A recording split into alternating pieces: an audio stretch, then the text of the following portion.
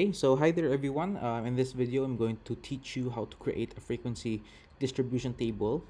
Note that I have already created tons of videos on how to create a quantitative frequency distribution. That is a frequency distribution table with quantitative data. And we know that quantitative data does not entirely behave similar to qualitative data. It is numerical in nature, and hence it shows a different way to create it.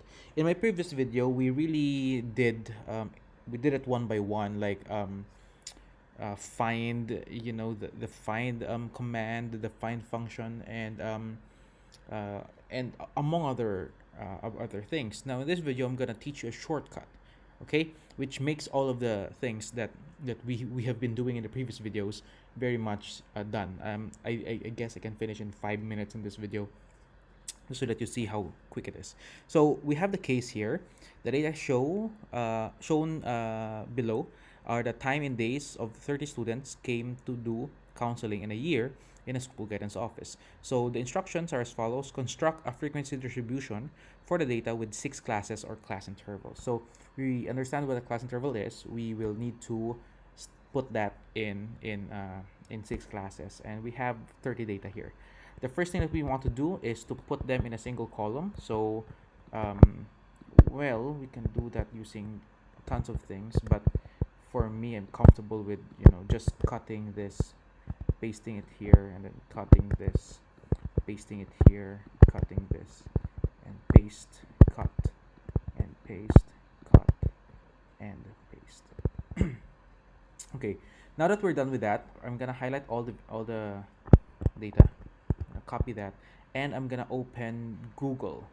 And what am I going to do? I'm just simply going to search frequency distribution for quantitative data creator. So you can see here, I would recommend, really pretty much recommend this site, the Social Science Statistics. I'm going to click on that, and it will provide us this next slide, and it tells us that this is a frequency distribution calculator. So this tool constructs a frequency distribution table for quantitative data. So I'm gonna click it here.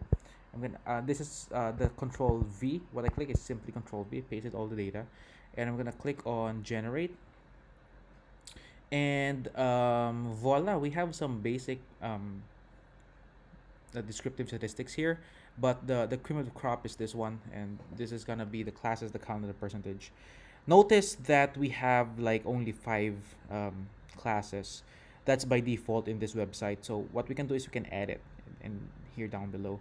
How many classes do you need? I'm just gonna click 6 because that was the instructions given, right? So we're gonna need 6 classes or 6 class intervals.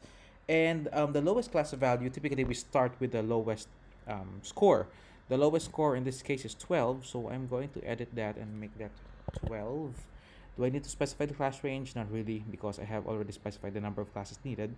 And the lowest class value, which is the lowest lower limit, I'm going to click on Edit Frequency Table, and we are pretty much done. Okay, and we're done. Okay, so maybe you need some cleaning, like, what is this, December 15? No, that's 12 to 15. So by default, Excel does its job in trying to make it automatic. So instead of 12:15, it made it December 15. So we can have that a quick fix, like Control 1 to change the format, and I'm gonna make that text because it's not custom. That becomes a date. So I'm gonna make that a text, okay, and so that I can just simply edit it as 12 to 15. And there we go with the frequency distribution. You can add here the class marks. You can add here the lower and upper class boundaries, and among others. But the most tedious part, well, it's not difficult, but it's only it will just take tons of your time, is the tallying, wherein we skip the tallying, and we also skip the construction of the class with the range and etc. Everything that is needed, it's already there. So again, you can rewatch this video if you need help more in constructing a frequency distribution table, and I'll be seeing you in the next video. Thank you very much.